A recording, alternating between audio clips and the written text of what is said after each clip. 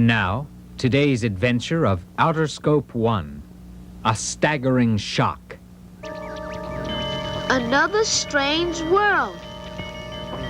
And we can't find people anywhere on it. Nobody around anywhere. Nothing but machines. Get that cat off my back immediately. Cats make me sneeze. Pardon me, you're leaning on my speaker, but that's better, thank you. Oh gosh, they talk. And they feel things too. Heaven save us. What kind of machines can these be? My dear young humans, there's absolutely no reason to be alarmed. Naturally, we feel and speak. We also see and hear. Why ever should we not? We are of the highest intelligence. What is this? They're talking to us. You think they heard us calling? Impossible. They didn't answer us. Of course we heard you. What a racket you made. But you must recall, young man, you were shouting for people, creatures like yourselves. We are not people. You see, my dears, we're the family Thinkavec, a family of living machines. I'm Popovec. I specialize in mathematical problems. I must admit, though it sounds immodest, I'm an absolute whiz at numbers. And this dear machine by my side is my mate, Mamavec. I am an expert in maps and diagrams. I can make a map of anything in existence. But now you must meet our son, Baby Vec. He's young yet, of course, but he shows great promise. I'm a combination machine. I can already make maps and diagrams like Mama Vec, and I'm also a whiz at numbers like Papa Vec. When I grow up, I shall be the most intelligent machine in all of Technovec. Technovec is the name of this land. It is inhabited entirely by living machines. But that's impossible. We're all the people who run the machines. There are no people. We don't need them. We take care of ourselves. You must be lying. Machines can't take care of themselves. It takes humans to build and make them go. Not on Technovec. We are not like machines on Earth. On Technovec, we live and grow. We have feelings and thoughts. We are not run by people. But if there aren't any people here, we're in terrible trouble. What do you mean, my dear? Please don't cry. There, tell me all about it. We're lost, you see. We need people to tell us the way home. Oh, the poor little humans. They're lost and want to go home. Well, of course they're lost, dear. What can you expect from humans? Now, they can't help it. Dear. After all, humans aren't as intelligent as we are. Well, if they had even the tiniest amount of sense, they'd stop looking for humans and come to us for help. But of course, they wouldn't think of it. They don't trust us. That Mama Vec machine is right. I don't trust them one bit. I don't either. Oh, if only there were people here. There's something funny about this. Living Machines can't run without people. They don't have any brains. But Eleanor, the little one, he cried. I didn't know machines could cry. They can't cry. It's impossible. If you ask me, I think it's a trick. A trick? What kind of a trick? Well, I don't think they're real machines. I bet they got people inside, working the lights and the dials. And making the voices. That's it. I'm sure you're right, Willie. It explains everything. But why would they do it? What's the point? I'm gonna find out. Give me that screwdriver. Hey! What are you doing, Edgar? I'm gonna unscrew them and see who's inside. Smart idea, Edgar. You'll catch him in the act. Look who's coming back. Well, family Thinkavec, we find what you say about yourselves very interesting. So interesting that we want to do a little checking. Oh, my goodness. We want to examine you more closely. Put that screwdriver away, young man. Popovec, I think he really means it. Young man, don't touch us with that. Quiet down, Baby. You could hurt us all very badly. Yourself included. You're making a big mistake. We were about to give you directions home. Edgar, did you hear that? I know you're in here. Where are you?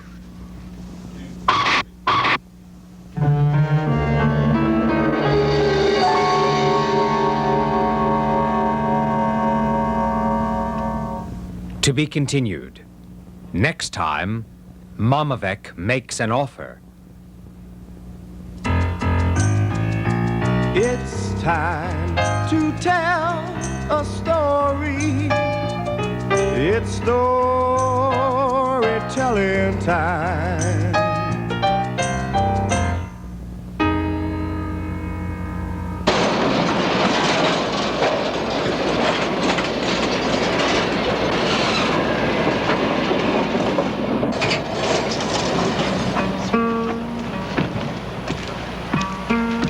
Hi, I'm Bill Withers, and I'm a singer and a songwriter and a record producer for my own pleasure, and incidentally, that's the way I make my living. I was born in a place called Slab Fork, West Virginia, and I lived there till I was maybe 3 or 4 years old. When I was a little boy, there were always a lot of rocks around, because I come from the coal mining country. And there were a lot of exposed rocks around because somebody was always digging in the ground in one form or another. One of the ways that seemed to get rid of some of the excess energy that we had as little boys was we would just throw rocks at anything, at birds, although none of us ever hit any. I don't think we ever expected to hit any. I got into music mostly from watching other people sing and thinking, well, if they can sing, probably I can sing too. Music to me is primarily a way of saying things to large groups of people, which I've never had the opportunity to do before, and also to entertain, I guess. I think hobbies can help you to build a work ethic. In a way, the way that I make my living is a hobby. So I think hobbies is a nice way to ease into the work responsibilities that'll come later in your life.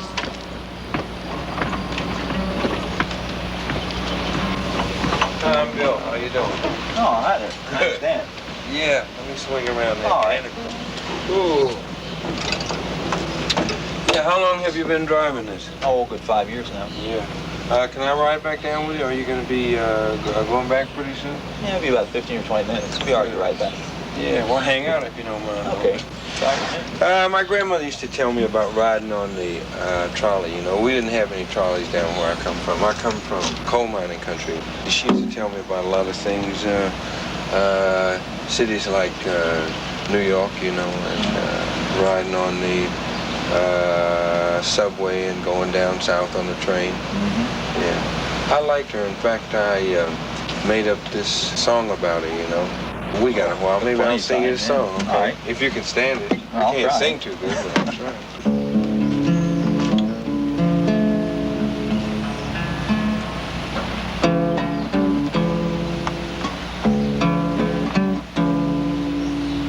Grandma's hand clapped in church on Sunday morning. Grandma's hand played a tambourine so well. Grandma's hand used to issue out a warning. She'd say, Billy, don't you run so fast. Might fall on a piece of glass. Might be snakes there in that grass. Grandma's hand. Grandma's hand used to hand me a piece of candy. Grandma's hand picked me up each time I fell.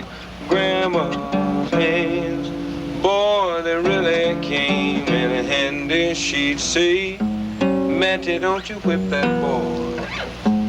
What you wanna spank him for?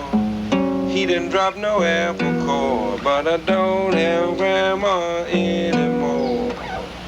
If I get to heaven, I'll look for grandma's hand.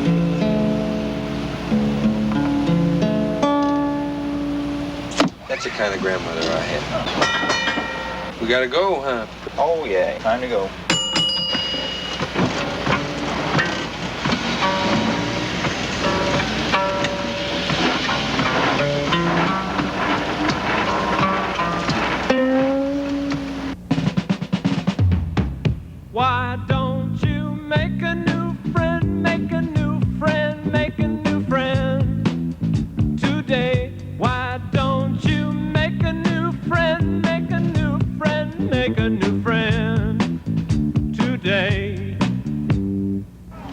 I can hear the soft winds blowing through the valleys and the hills.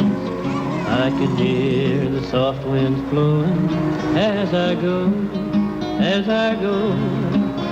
I can hear the soft winds blowing through the valleys and the hills. I'm going back to Carolina, bless my soul, bless my soul. I can see the morning. Hey, let's go see Aunt Erin. Through the valley. Aunt Erin lives in the mountains of Georgia. She's a favorite friend of ours. Years ago, most of the people made things they needed for their daily lives, like clothing and soap. Well, Aunt Erin has taught us how to make some of these things, like doormats from dried corn shucks. I think she has a peacefulness up here that just comes through and you feel like you're at home. Well, Lord, I know that's what you'd say. Oh, but I made a many one money. You just have to learn. That's a lot of my life, to show people how to do things. I've always done that. Yeah. Now, don't never feel to ask me to do anything that I can do. Show you, any of you, to do anything I can show you. Hit this my soul's delight. Through there. From here? Right. When you come in, she asks you to sit down on the bed, and she'll laugh and all, and she'll put her hand on your knee and start smiling. She'll slap you around a little. Not hard at all, just love taps. Oh, my goodness. She wanted to talk to us, and she liked us. And ever since then, we've gone back. Last time we were there, we brought in her wood from the wood pile, and sometimes draw her water. Well, just whatever needs to be done, because she won't ask you to do anything. She's just that type of person. She said she hadn't cooked anything for herself in about 2 weeks. She'd just been eating things that she had around. So we thought about cooking her something. We cooked cornbread, and peaches, cabbage, sausage, potatoes, and peas. Through the valleys and the hills, I can see the people stirring. Some of you folks turn thanks. Lord, we thank Thee for this food for which we're about to eat, and we thank Thee for friends and the day. In Jesus' name, amen. Now you know what you come for, except yourself. Aunt Erin is so trusting with everybody. She just makes you feel like you want to be yourself. Like I find myself talking to my grandmother a lot more than I used to, and understanding her ways a lot more. Well, I had the long legs then and as stout as a mule, go galloping anywhere to do anything in the world. But since I've got like I am now, I can't do it. I'm now 88. That's been that long. You got spring fever, Aunt Erin. You'll remember me forever, won't you? Yeah, that's your heart.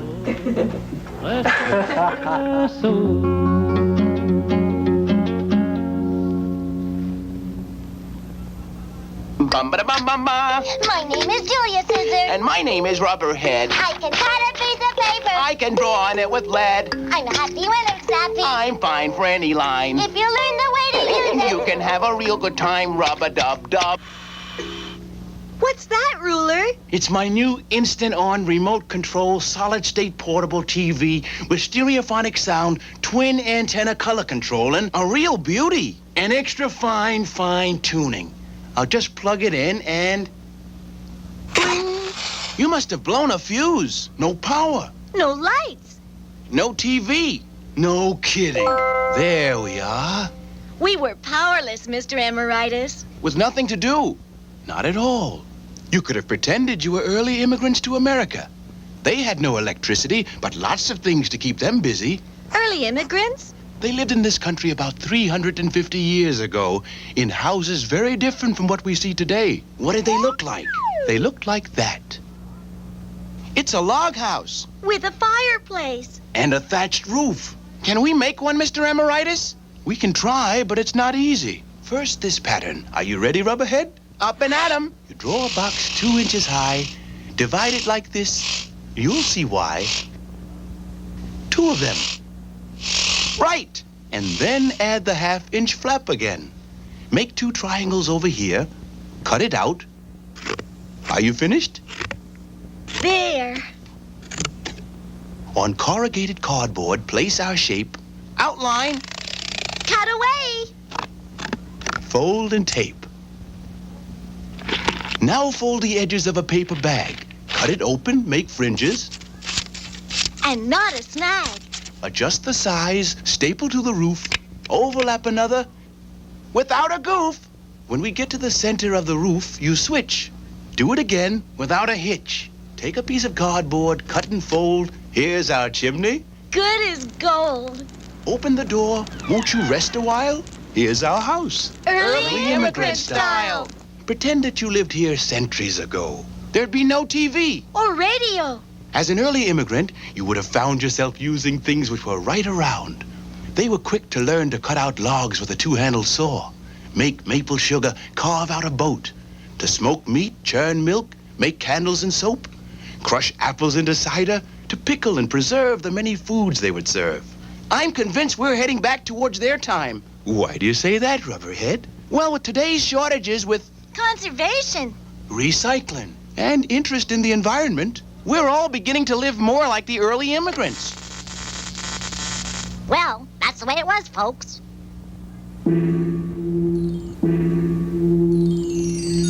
Why don't you make a new friend, make a new friend, make a new friend today? Why don't you make a new friend, make a new friend, make a new friend today? My name is Karen. My grandpa gave me a pet crab, and my friend Jan came over to see it.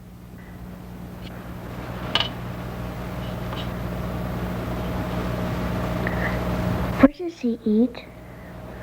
Something like little cornflakes. Do you put milk and sugar on? No, it's just little flakes that float around the water. Hello, 他的阿姨吗？ Hi, Grandpa.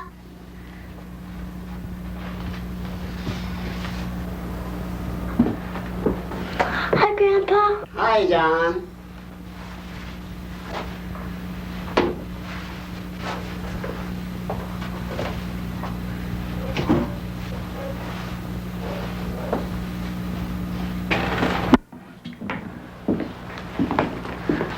Your grandfather's taking your shoes off. He always does that. What for? Does his feet hurt? I don't think so. Where did he come from? Japan. Maybe they don't have shoes in Japan.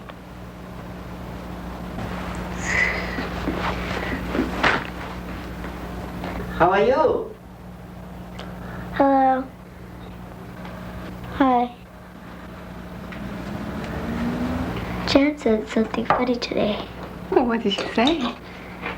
She saw Grandpa take off his shoes, and she said that must be what Japanese people do. That's right. You should do it too. It's more polite. She said they didn't wear shoes in Japan. Where did she learn that? In Japan, everybody wears shoes, but they take them off when they go inside. It's a custom, like shaking hands when you greet someone. Grandpa does it because he learned to do it when he was little. There's nothing strange about that. We have Japanese customs in our family, like eating with chopsticks or eating a big breakfast on New Year's Day. You were different from other people? Not really. Every family has its own customs that they've learned from their parents and grandparents. I'm sure Jan's family does too.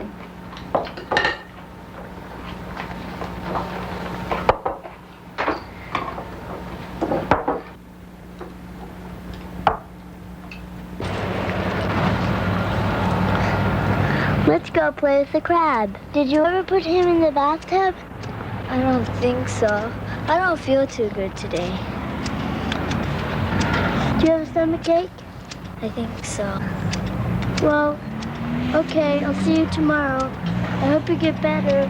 Goodbye.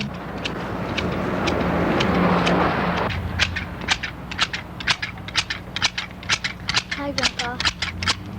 Hi, Karen. Why do you take off your shoes? Well, let me explain.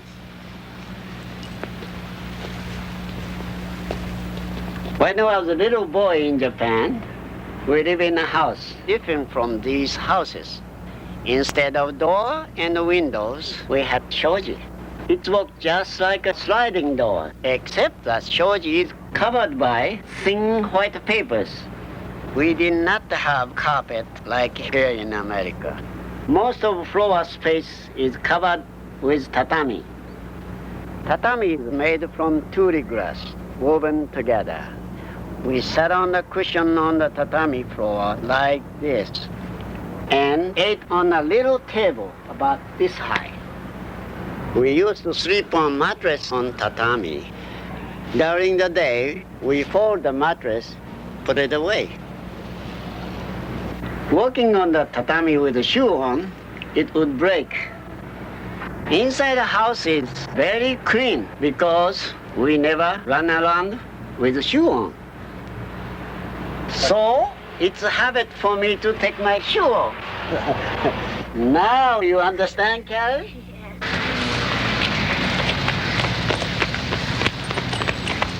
Hi, Grandpa. Hi, Karen. Grandpa, is it true that you used to live in a paper house and sleep on grass? Well, something like that. Do you want to see some pictures? Yeah! I'll be there in a minute.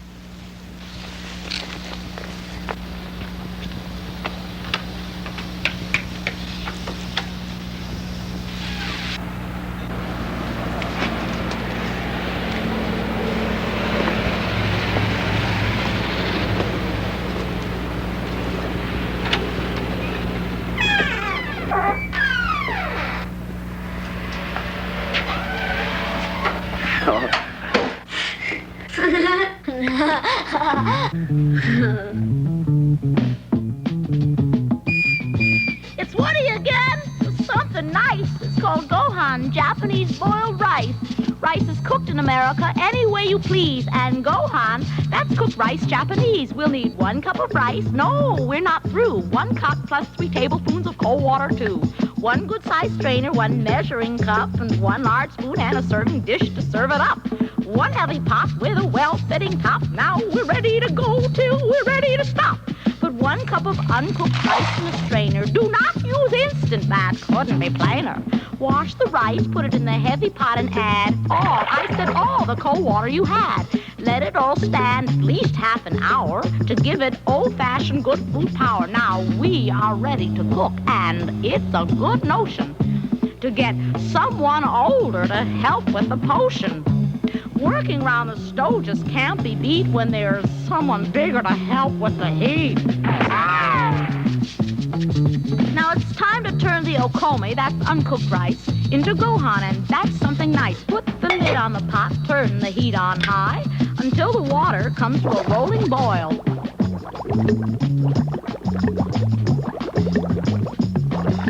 Then turn the heat down, but don't lift the cover, and leave it alone. I said leave it alone for 15 minutes.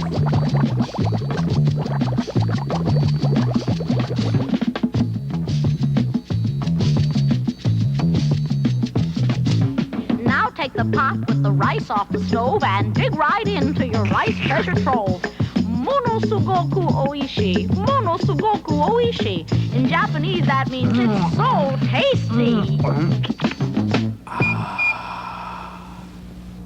One thing about being a nose, you never know what you're going to smell next. I do love the smell of garlic bread. Yuck! Garlic smells the worst. Here, have a sniff of this fresh peanut butter ice cream to clear your head. Peanut butter? I can't stand the smell of peanut butter. All I can say is you're missing a good smell. You're the one who's missing something. You sure you don't have a stuffed nose? A little head cold, maybe, or something like that? I don't really know. Well, guys, not all noses like the same smells. It depends on what you're used to. And the same goes for the way people smell. Smell is another way that each person is an original. We all have a personal body odor, and that's what we're used to. So other people's odors sometimes seem strange to us. One reason for these differences in smell comes from the number of sweat glands we have. Sweat glands are tiny holes in the skin which allow water inside to reach the outside and cool us when we're too hot. Some of us have more of these sweat glands, and so we sweat more freely.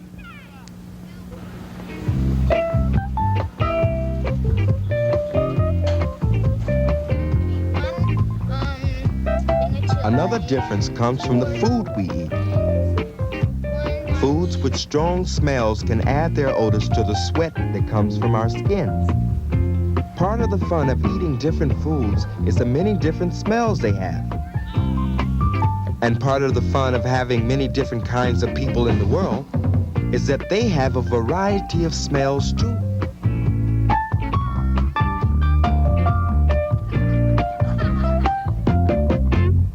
Black is beautiful. White is right. Black, white. Hold it, you guys. My daddy told me this black-white business is like seasoning food. We need both, salt and pepper.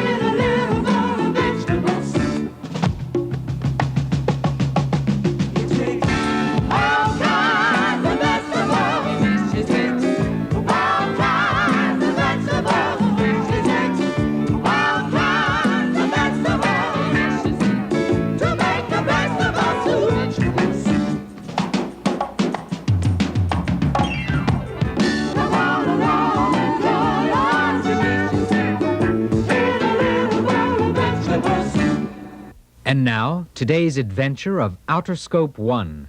Mamavek makes an offer. We're still on Technivec, and Edgar is trying to see what makes the machines work. You're making a big mistake. We were about to give you directions home. I know you're in here. Where are you?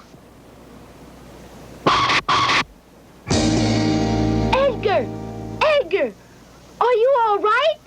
Wake up! Edgar, wake up! Wake up! Come on, Edgar! I can't hear anything. He doesn't seem to be breathing. Please, Edgar, wake up. I'll give you my bike. Oh, no. You don't suppose he's passed away, do you? Poor Edgar. Look! Betty's waking him up. He's alive. Oh, where am I? You're in Technivec, remember? The place with all the machines? Oh, yeah. I remember. I unscrewed that big machine, that Mamavek. That's right. Then what? I tried to find the person who makes her work, but... Yeah, what happened? Before I could get my hand away, there was that awful shock. Well, what happened? Well, did you see anybody? Nobody. They run without people. Those 3 machines really are alive. Hey, what was that she said about directions home?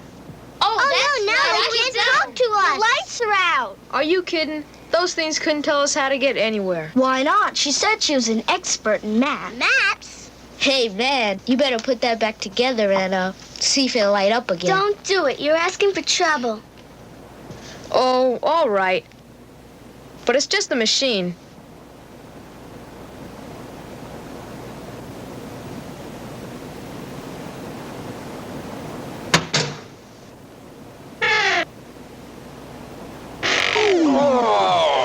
What happened, Mama Vic? Oh, it's you. Hey, that was some shock you gave me. Well, of all the nerve. I didn't give you any shock. You did it yourself. You could have hurt us all very badly. Now, where was I? Oh, yes, the directions. If you want to go home, Home? Oh, boy. we can show you how. We want to be friends with you. What is this anyway? This is a gesture of brotherhood between Technovec and Earth. We want you to love us. Thank you, Baby Vic. Thank you all. There's something funny about this. I don't trust them. Me neither. I wonder what they're up to. Papa Vic, sigma epsilon to the 10th power times the square root of omega on Earth tangent. What kind of directions are those? They don't make any sense. Baby Vic, take the axis beta beta kappa graph with a gamma decline transcending. She did it again. She spoke in a code. Just because you don't understand it doesn't mean it's a code. And now the result.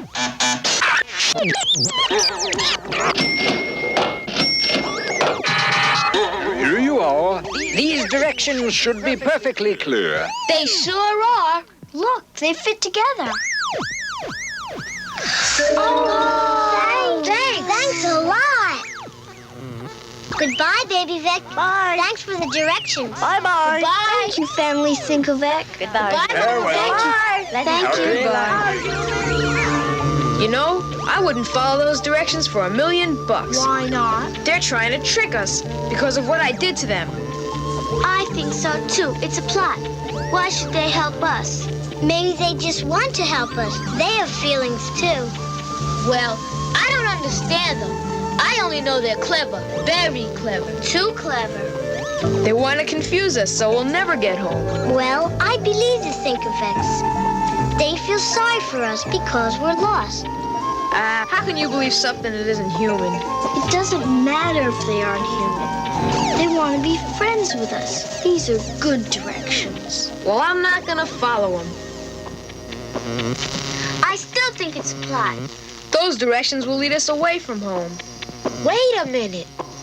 If they're trying to lead us away from home, then we should turn the directions backwards. And do just the opposite of what they say. That way, we'd end up right back on Earth. Okay? Let's do it. Don't do it, Willie. Follow the directions. No. I thought it all out. We're going to use these directions backwards. Please, Willie. I want to go home. Now, ready for liftoff. Hooray! We're going home. Please listen. We're making an awful mistake.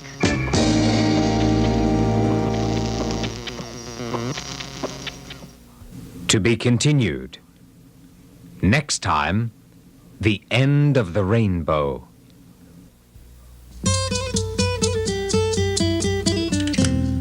What do you want to be when you grow up? What do you want to be? What do you want to be when you grow up? What do you want to be? Hi, I'm Larry Garcia. And my work is building all sorts of things out of wood. I'm a carpenter. I'm on my way to work right now. In my job, I get to build the frame and walls on houses and buildings. Carpenters use a lot of tools, like this tape measure. It's my most important tool.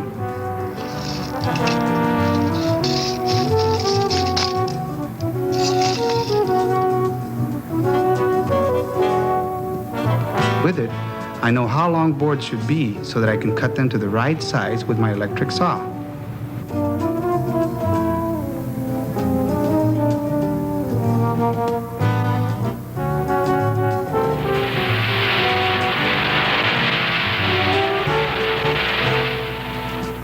Now that it's cut, I'll use my hammer to pound it into place.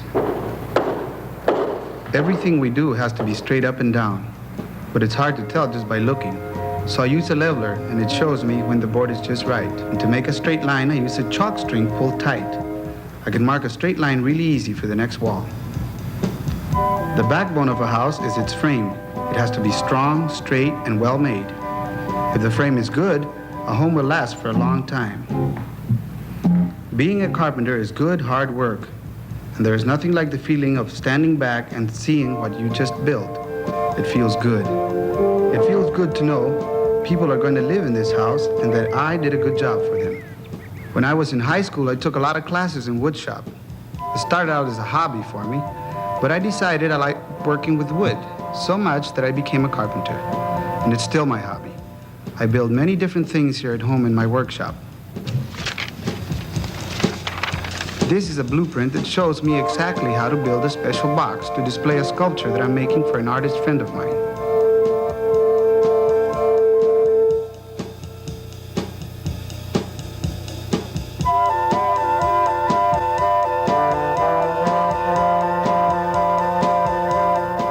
When I choose the wood, I have to be very careful and make sure it's not warped or bent. Wood always comes in uneven sizes, and I have to measure it and mark the right length for the box, the same as when I'm building a house. With this table saw, I can cut wood straight across or at an angle so that I can make the corners of the box match. To me, it's important to make my work look the best I can because it represents me.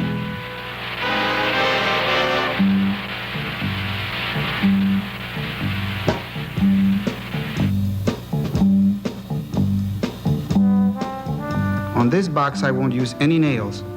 I'll use glue to hold it together. When it is finished, the neon light will go inside with a mirror on top. Besides making things for my friends, I like to build old-fashioned wooden toys because it's fun, and I really like toys. This is a rocking horse. This is a bank that makes money disappear.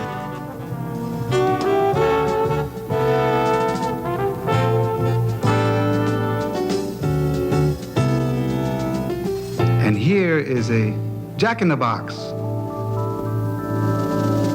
Bum-ba-da-bum-bum-ba. My name is Julia Scissors. And my name is Rubberhead. I can cut a piece of paper. I can draw on it with lead. I'm happy when I'm snappy. I'm fine for any line. If you learn the way to use it, You can have a real good time, rub-a-dub-dub. Uh-oh, here comes the ruler.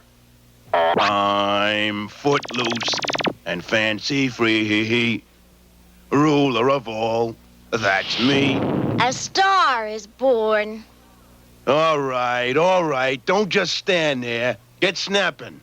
Up, two, forward, march. How about a halt? Now, this is an example of origami, ruler. Right, origami. That's the art of paper folding. Right, the art of paper folding. The Japanese have always liked to work with paper, and when Japanese people started coming to the United States over 100 years ago, they brought their traditions with them. I like to make things out of paper, too, like sailboats. And paper hats. And planes. Paper folding, as well as folding cloth, has been popular in Europe for a long time. It's fun to make a bird like this. What do we do? Take a piece of paper, make it 8 inches square.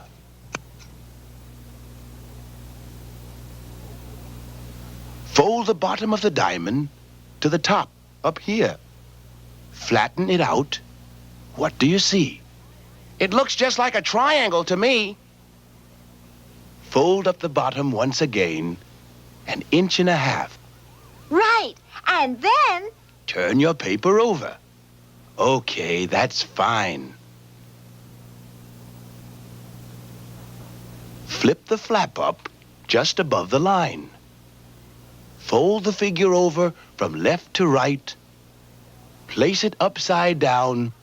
Man, that's out of sight. This is the place to exercise care. Get your trusty friends and make a line right there. Bend the paper up to the mark we made. Have the other side meet it. Don't be afraid. Now open it up. And upon my word, what do we see? Why, it's a bird. One more thing for us to do. There's your beak. That's it. We're through. Dynamite, Mr. Emeritus. Konnichiwa. Hey, I thought I heard that bird talk. Don't be ridiculous. Whoever heard of a talking bird? Whoever heard of a talking ruler? Konnichiwa. Konnichiwa. That's Japanese for hello. Konnichiwa. Hello. Look, his wings are flapping. It's a sign he wants to go. Sayonara. That's Japanese for goodbye. Sayonara. Sayonara. Sayonara.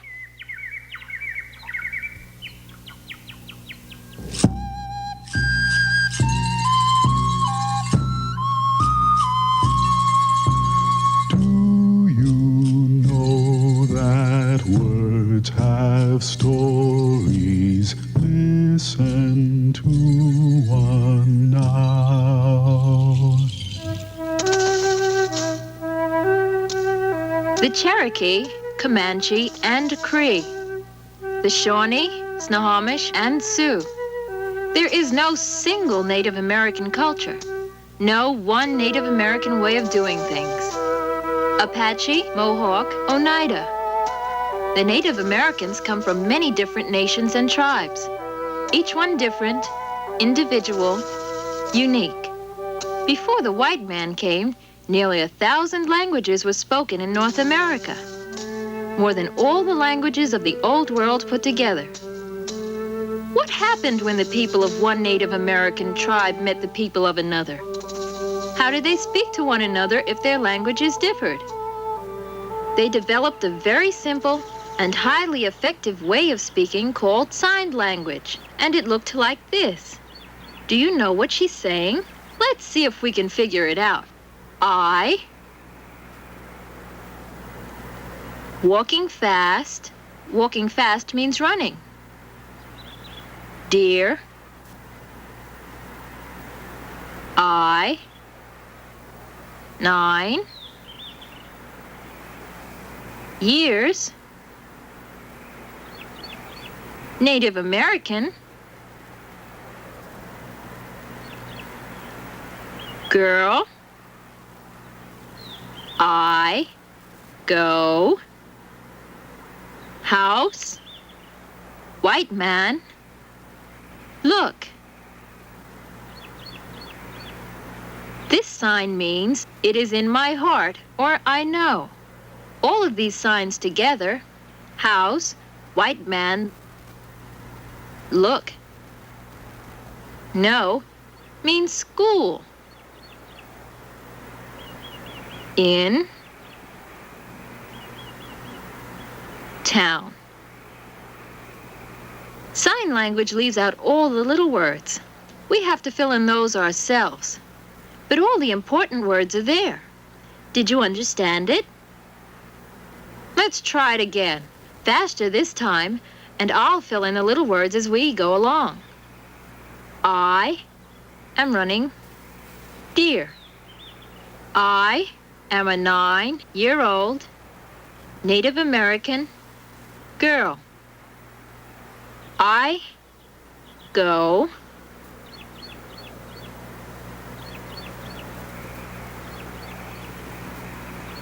to school in town.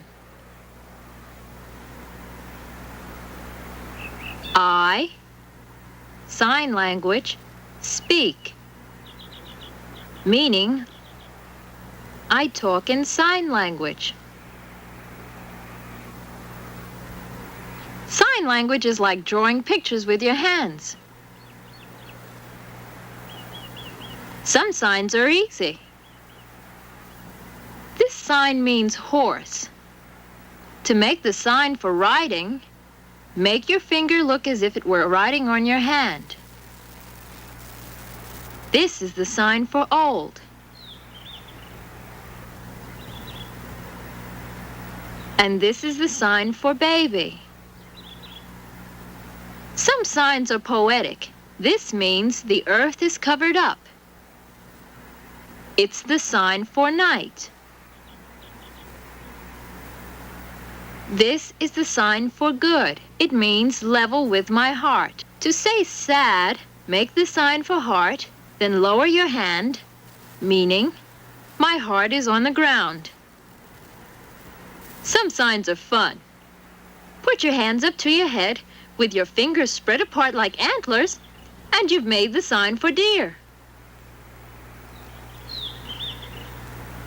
This is the sign for fish. And this means laugh. There are hundreds of words in sign language, but the Native Americans had no single word for hello. They would say something much nicer like, my heart is happy to see you. Nor did they have a word for goodbye. That's one sign they borrowed from the white man.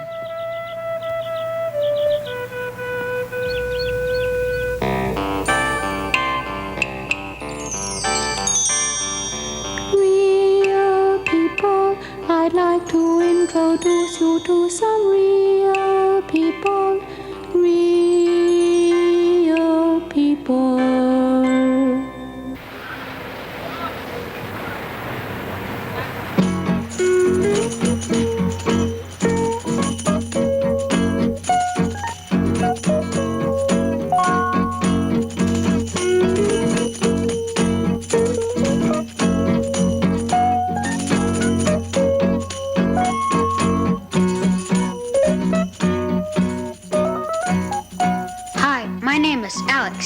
I'm teaching my friend Carlos the Chinese lion dance, which is done at all kinds of celebrations. We're going to do it in a school show.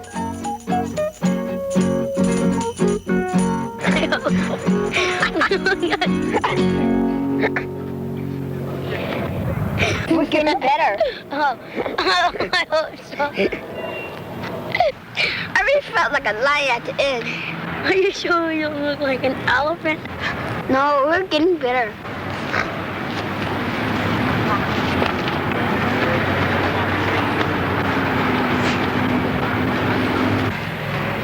You should see the big guys from Chinese school do the lion dance at the club. Chinese school? Yeah, after regular school, I gotta go to Chinese school with teachers and everything. Yeah, we learn Chinese, and I belong to a club, the Dragons. Where is it? In Chinatown.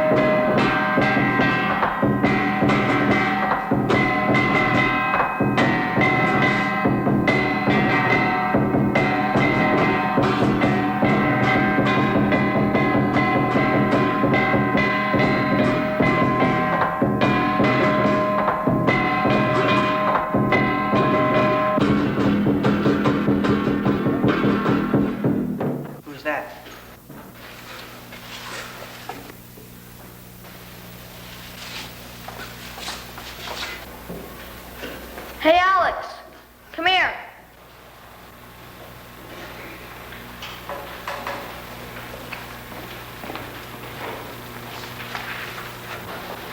What's he doing here? He's my friend Carlos. What's that mean? That means he's my friend. You know only Chinese are allowed here. We're the Dragons. No law says I gotta have only Chinese for my friends. Boy, are you in trouble.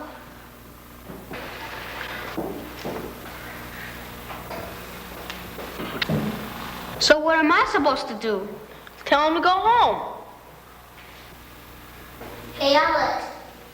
He's doing the lion dance with me at the school show, so I brought him over to see you guys practice. The lion dance? He can't do the lion dance. He doesn't even know what a lion dance is. I'm not kidding. We've been practicing him for about 2 weeks, and besides, he likes to learn Chinese stuff.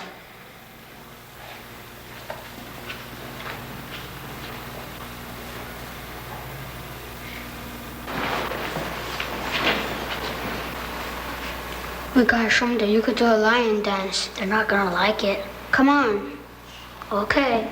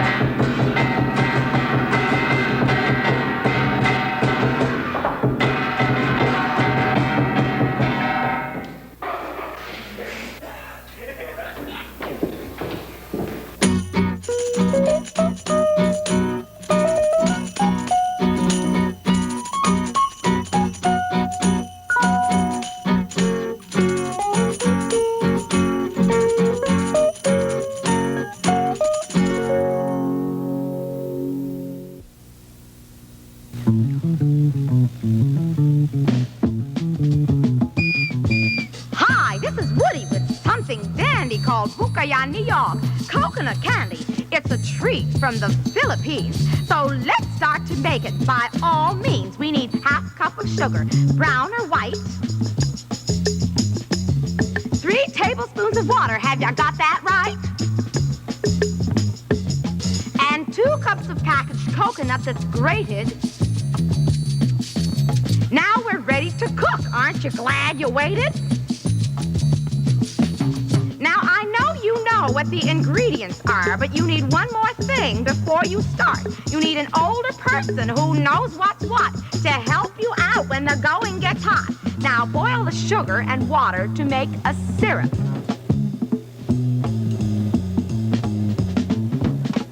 Stir it until it makes a thread when dropped from a spoon.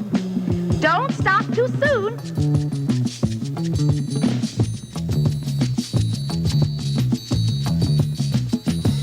When it's time, drop the coconut into the pan, then stir, stir, stir until it thickens and can make a ball when dropped from a spoon on a well-greased pan, but not too soon.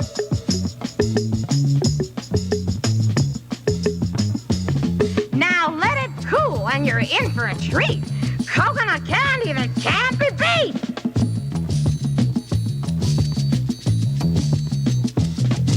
Americans from the Philippines say megaling, megaling, which is their way of saying it's good.